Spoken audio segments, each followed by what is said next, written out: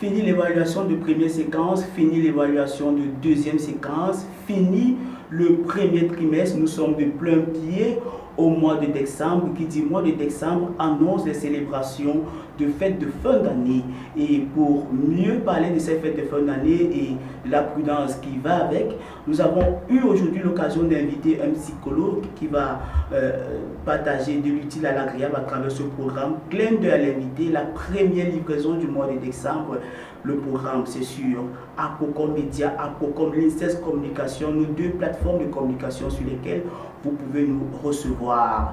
Et les numéros sont d'ores et déjà connus, le 678 87 17 08 ou encore le 694 66 16 12 sont les codes d'accès sur lesquels nous sommes joignables et que vous pouvez passer aussi des clins d'œil de la page Bleu Azur. Aujourd'hui, c'est avec vous que nous ouvrons ce programme, la première livraison de la semaine, je l'ai dit à l'entame. Abdel, bonjour.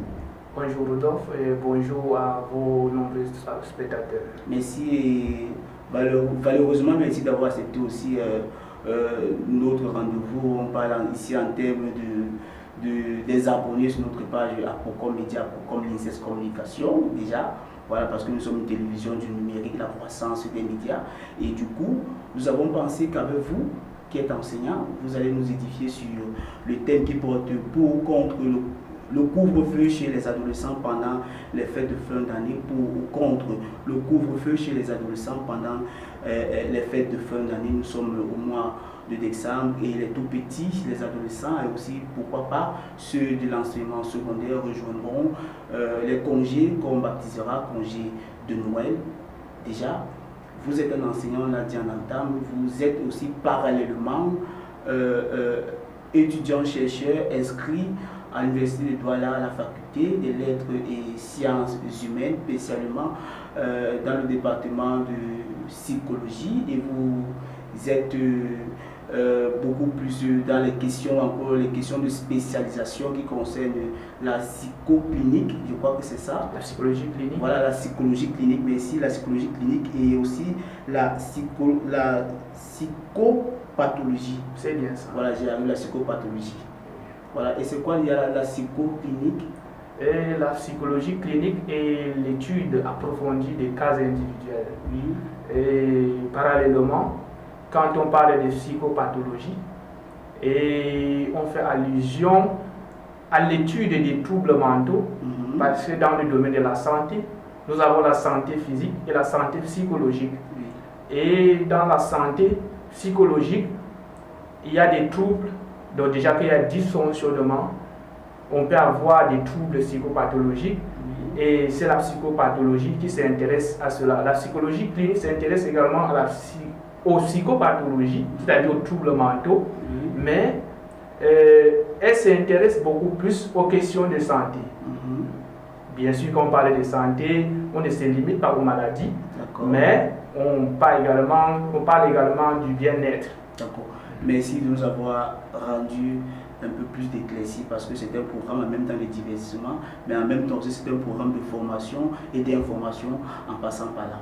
Alors, le thème qui nous retient, on l'a dit en amont, vous l'avez retenu, vous avez quintessence de ce thème pour ou contre le couvre-feu chez les adolescents pendant les fêtes de fin d'année. Alors, en ouverture, Abdel, qu'entendez-vous par la définition d'adolescent? Est-ce qu'il y a une définition du concept adolescent de façon construite? Vous qui êtes psychologue, en même temps vous êtes spécialiste dans les questions de psychologie clinique et de psychopathologie. Oui, déjà pour comprendre le concept d'adolescent, il faut comprendre l'adolescence. Oui. Et pour comprendre l'adolescence, il faut évoquer les étapes du développement de l'individu. De manière générale, on passe de l'enfance à l'adolescence et de l'adolescence à l'âge adulte. D'accord. Et l'enfance part de 0 à 11 ans et l'adolescence commence de 11 à 21 ans. D'accord. Et l'adolescent donc peut être considéré comme celui-là qui se trouve dans cet intervalle de temps, c'est la période allant de la puberté à l'âge adulte. Oui. Et cela peut se caractériser de ça sur le plan physique et sur le plan psychologique. D'accord. Vous avez un peu embrayé le pas parce que je voulais bien rebondir. du coup, vous avez touché des aspects de puberté. Et du coup, est-ce que à travers la puberté, on peut parler de l'adolescence? Et est-ce qu'on peut avoir les marques, bien encore les traçabilités dans l'adolescence?